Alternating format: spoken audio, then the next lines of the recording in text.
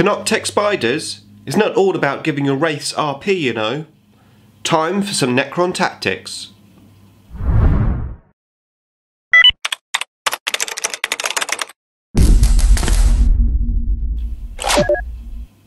Nick speaking, and welcome to this video.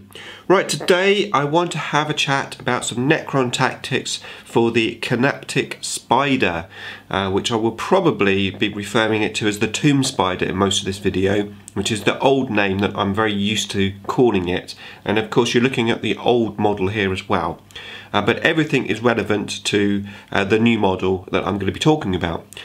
So most people will be using the Canoptek Spyder, the Tomb Spider, in the Canoptek Harvest formation, and then putting that harvest formation into the Decurion, and that basically lets your Tomb Spider give the formation a 4+ RP roll, anything that's within 12 inches of it, which, let's face it, is a really great rule.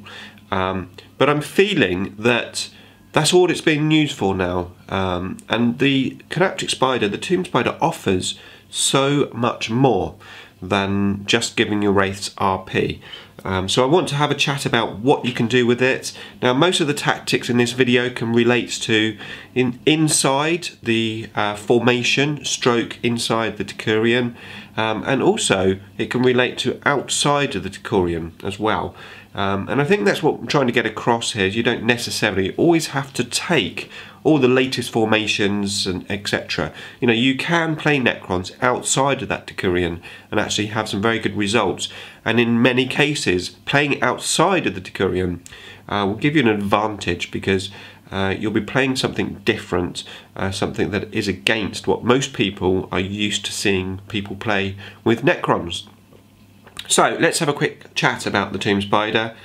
So it's one of the very few monstrous creatures that we can take as a Necron player, and it has a reasonable stat line. It's toughness 6 with 3 wounds, and it's also strength 6.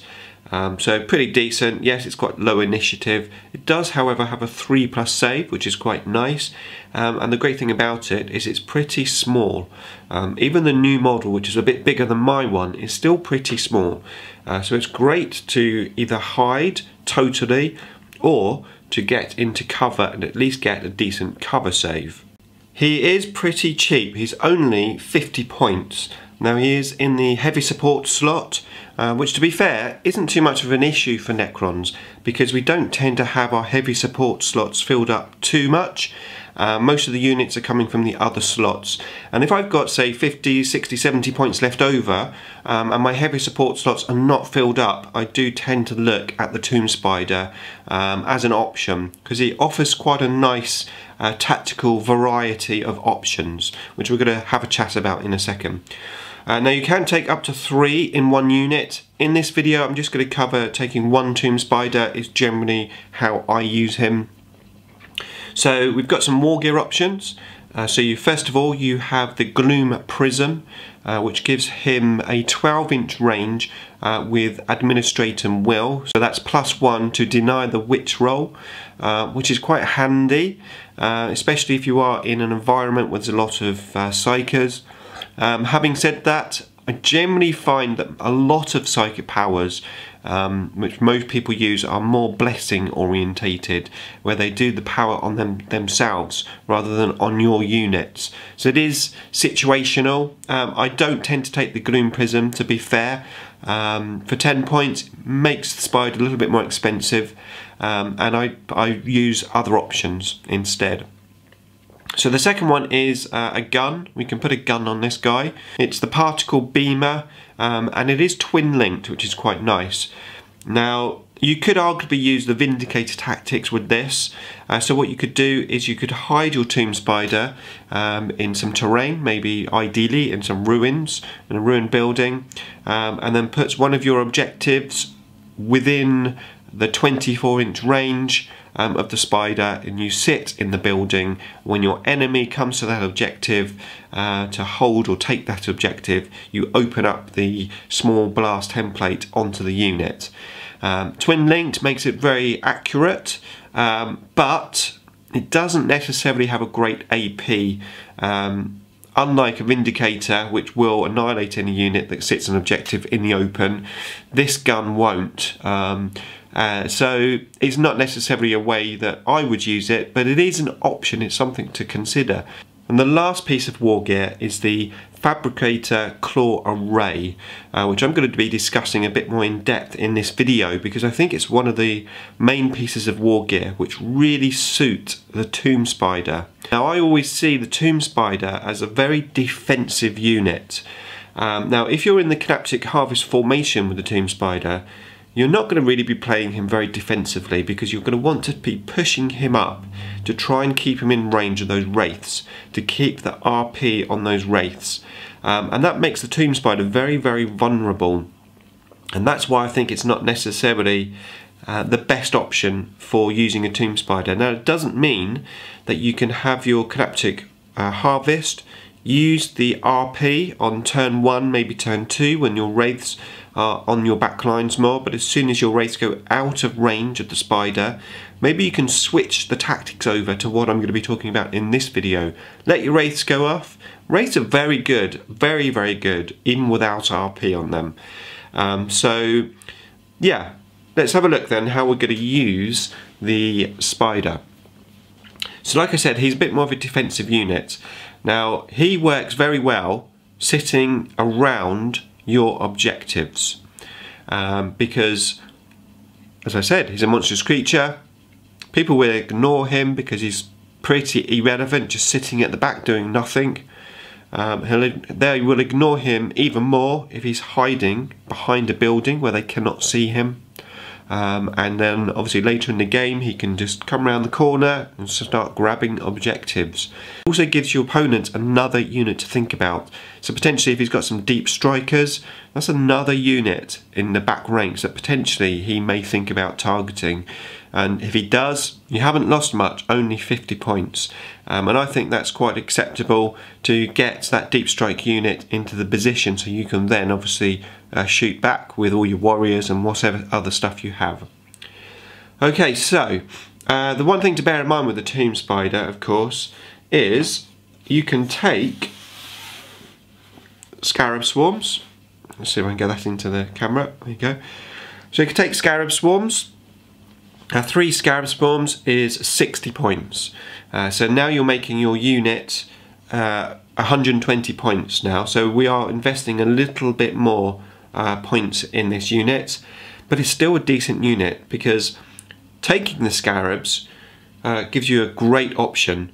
Now you can hide your Tomb Spider either totally or in a good position like a ruined building, and each turn you can start generating a Scarab Swarm. Now it only takes 2 turns, and then you've got a unit of 5 Scarabs. Now 5 Scarabs are very, very powerful. In my view, it's enough. Now it is going to be a one-shot wonder, so your Scarab Swarms are not going to last forever. But 5 Scarab Swarms, which don't forget they are beasts, so they can move 12 inches. They have the facility with fleet to potentially assault at good distance as well with the reroll. And then once they are in, they'll have 25 attacks. Now, if you put these guys into a Land Raider, for example, you'll need 3s and then 6s and 25 attacks. Now, you've got a very, very high chance of getting 4 6s with those stats with just 5 Scarab bases. Now, imagine you've got your Tomb Spider at the back and you're generating more. Another 2, let's say you get to turn 4, and now all of a sudden you've got 7 Scarabs. Now, as your enemies start to come into your back lines towards the end of the game to grab your objectives, to try and annihilate you, try and table you, you've now got some Scarab Swarms that can move a fair distance, and they're great for intercepting incoming units. You've got that jump pack unit just charging down the flank of the table. These guys can go out. They can assault and they can tie up those assault marines. They're fearless as well, remember.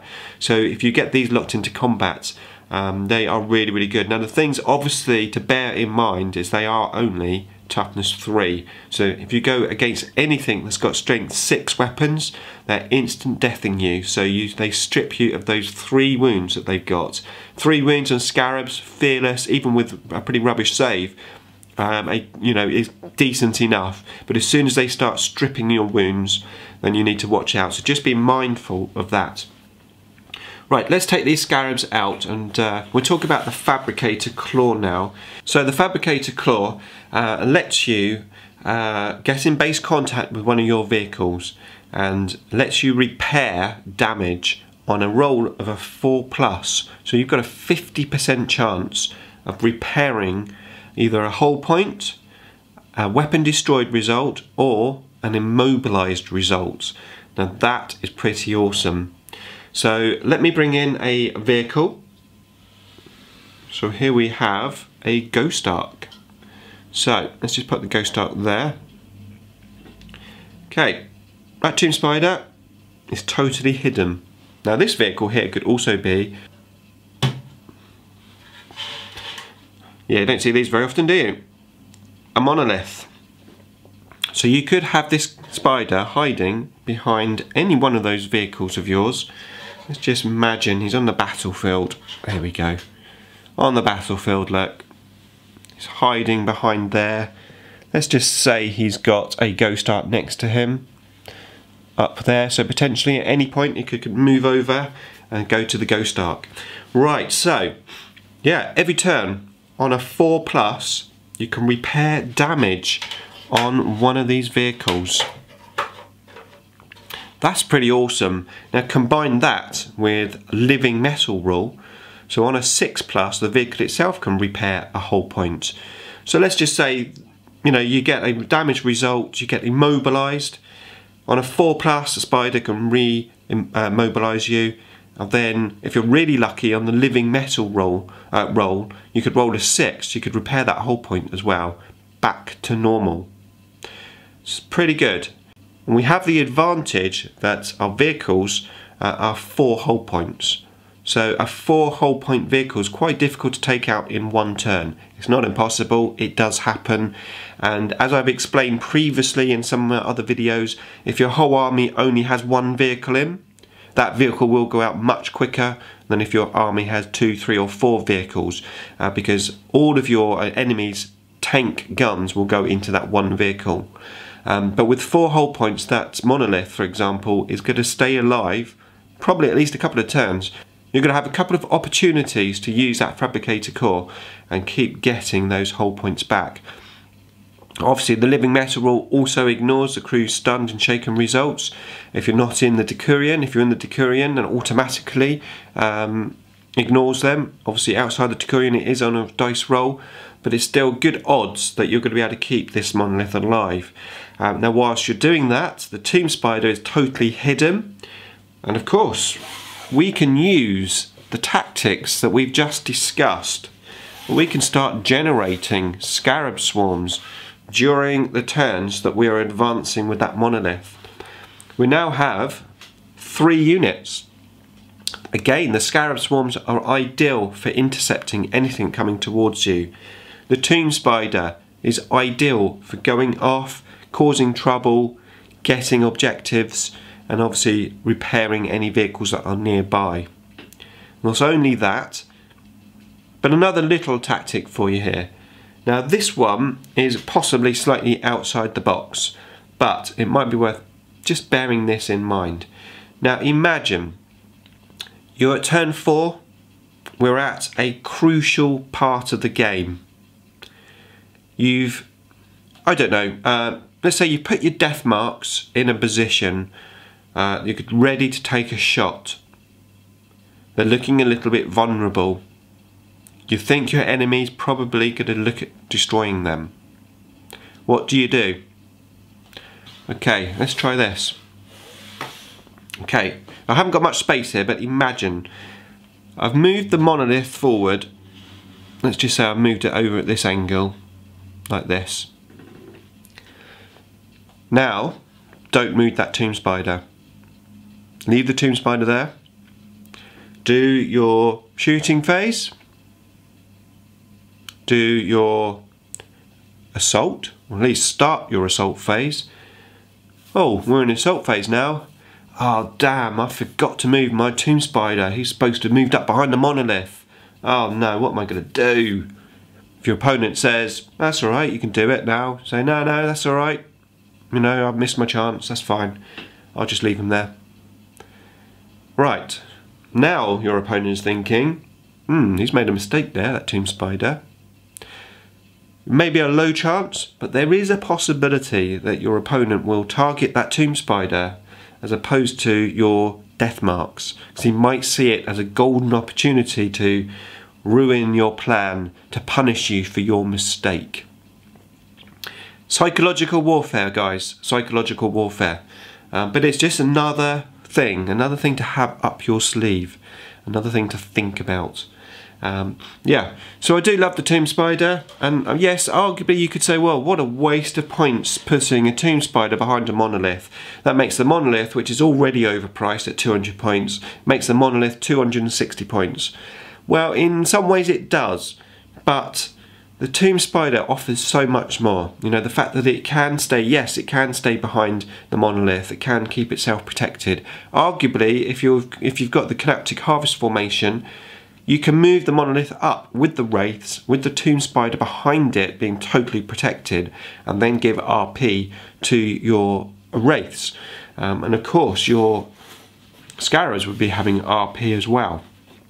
So like I said, you know, the tactics I'm using here can be done in or outside of the Decurion and the Canoptek Harvest formation. Just a little, almost trying to help you think outside of the box, because you know, Necrons they're not all the same. You know, you don't have to take all of the same lists. You don't have to use all of the same tactics. You know, we can do different things with our Necrons, and that's what I'm hoping to get across with this video. Okay, so that is it for this video. Please like, comment, share and subscribe. Don't forget to hit that bell button next to the subscribe button so that you can keep up with the wonders of Warhammer 40k. Thanks for watching.